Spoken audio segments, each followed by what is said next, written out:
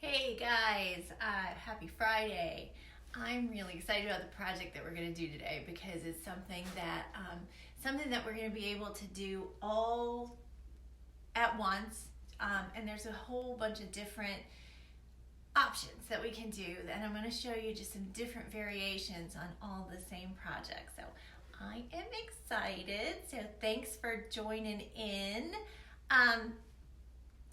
Basically, what we did is we took these $6.99 pillowcases, just from Target, or no, these came from Home Goods. The thing you want to look for when we're doing this is you want to make sure that you're picking something that's 100% cotton.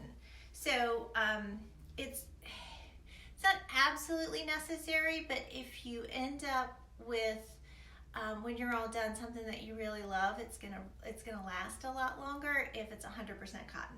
So what we're doing is we're taking these pillowcases and we are using either fabric markers or fabric paint, and we're going to be just personalizing the pillowcases. And I got the idea, I was actually looking to update the sheets in my bedroom, and I like to keep things white because I do like to bleach them, and I feel like I can just have a lot more pop of color if I stick with white sheets. If you haven't checked out my blog post on the perfectly unmade bed, that gives you some tips too if you have one of those girls who just really doesn't like to make her bed. So this is a great thing to throw into that whole process of layering the bed so it looks good even when it's not made. So the first thing I want to show you is just this really simple technique. The key to this project is, and if you're working with little bitty ones, this is something you can do with a 4-year-old. This is something you can do with an 18-year-old. I mean, this is something that anybody's going to love to do. So the key to this project is you want to just obey the stitching line here, because that's what's going to give you the best the best sharp look for, so it looks custom, so it looks like it belongs there. So what we did is super simple. We just took regular craft paint, and then you'll see here how I repeated my design, and that's the only thing that you really want to think about at first, is what you want it to look like when it's all done. I started this with just some old pillowcases that we had laying around just to see how the paint took to the pillowcases, and I came up with some things that were even more fun than I realized. So what we're going to do here, if you want to do it exactly like I did it, but you can totally have fun with this.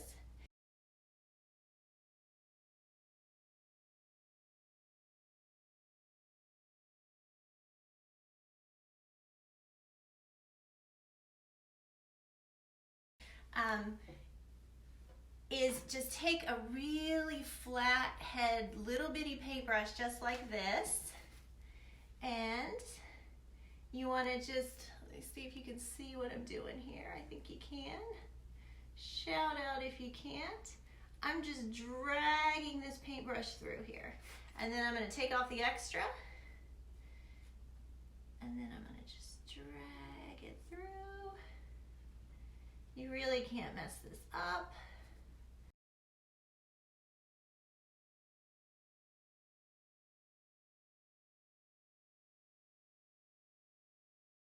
And then we're just going to go back. We're just going to throw some extra dots in here to give it that structural look. There we go.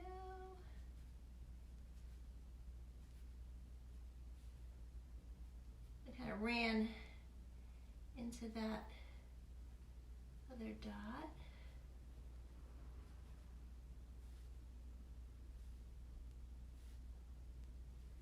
Okay, so there we go.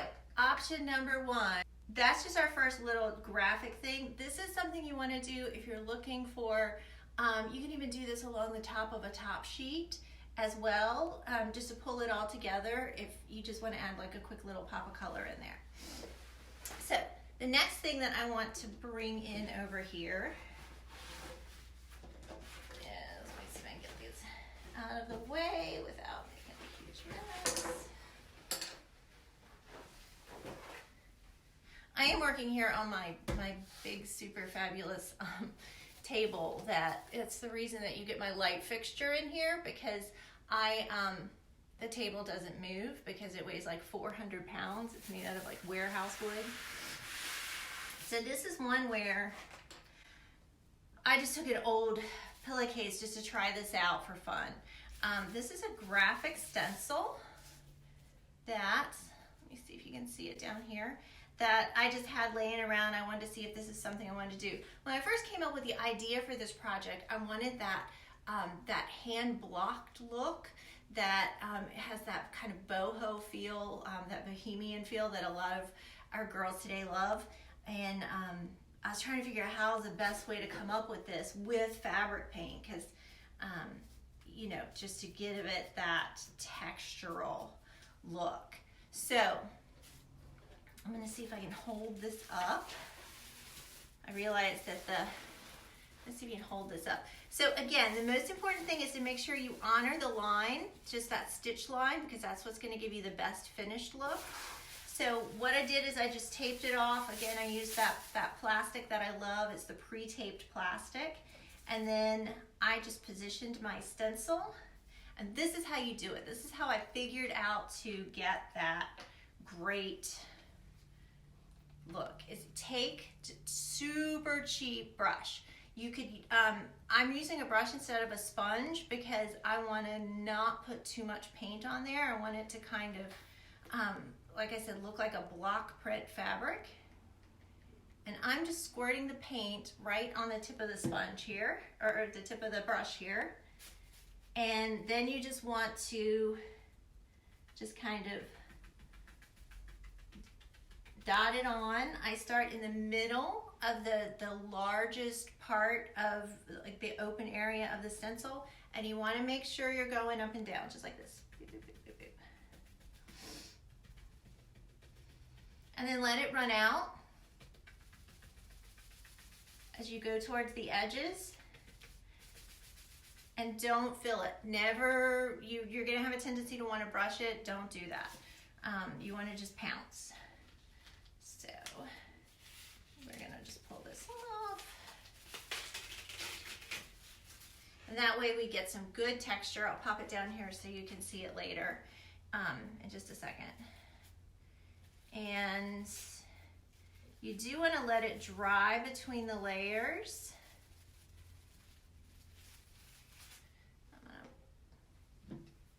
And again, I'm just going to show you one more time. We hold the brush straight up like this. Just put your paint right on the top part of the brush. Cheap paintbrush. And here we go. I didn't use any adhesive. I didn't, you know, I'm just holding the stencil in place.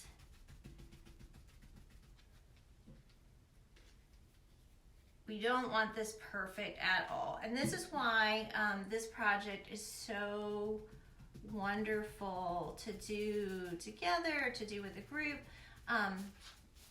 Just because how often do we let our girls fail? I think that's the hardest lesson I had to learn as like a good grown-up. It's how important it is to try and fail. Because if we're not failing, we're not getting anywhere.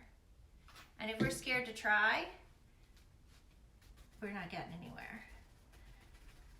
So, okay. So you can see how quick and easy this is. And I'm gonna pop this off so you can see it. Okay, here we go.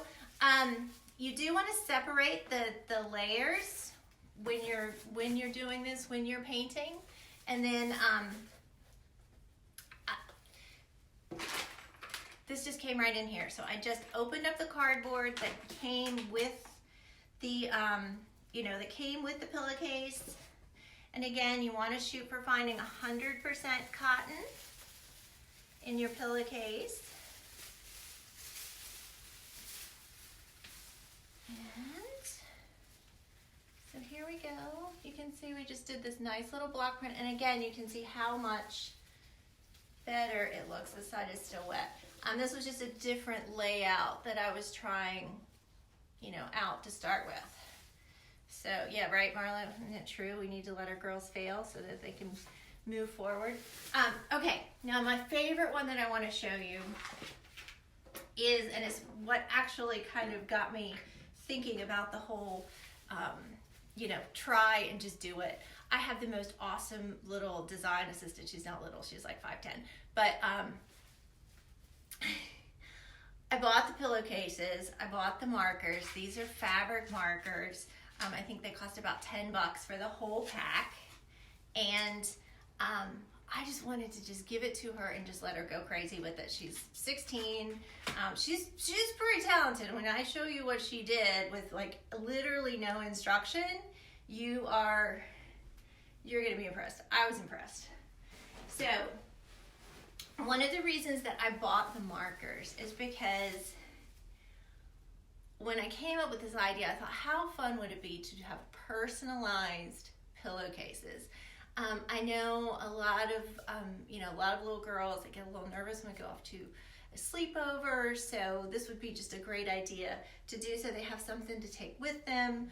I'm always thinking about color, so I thought it was a great way to bring color into a space that's unique and transferable and cheap way to do this. So I gave her the markers, I gave her the pillowcase, and she gave me this. I don't know if you can see all of the detail that she did in it. Any of you guys out there that do that do Zentangle, which is a wonderful sort of stress release way to bring creativity. One of the rules of Zentangle is you don't erase your mistakes and you just keep going with it. And I kind of was sort of watching over her shoulder. I know, right? Like, blew me away. So then I told her, you can do the other side too. So I thought, is this just her thing? Like, what is she going to do on the other side? And then she did this. Oops, I got it upside down. You get the gist though, because I see she put her initials in there. And the thing that was so fun to watch her do with this, I always double pillowcase my pillows, is this line. Because, I told her, like, the most important thing is you want to keep this line. She starts drawing this line, and it was a little messy. I offered her a ruler, and she's like, no, I'm good. Look how fantastic that is. She just worked at it until she got it exactly where she wanted, and she added this little, get it just a little bit closer, added just a little squiggle. So I loved this because it meant I didn't have to do it. But literally, I knew this was half of a pack of a $7 pillowcases. So whatever happened, it was going to be fantastic. And I think for her, the most disappointing thing was I wouldn't let her take it home when she was done at the end of the day. So I want to thank you guys so much for joining in. If you have questions, don't hesitate to shoot me a DM, let me know. This project, I think, has so many ramifications. And if you want to send me a picture of your version of it, I would love that. Or a picture of how you incorporate it into your space. So have a great weekend, and it was so great hanging out with you guys, and I will talk to you later.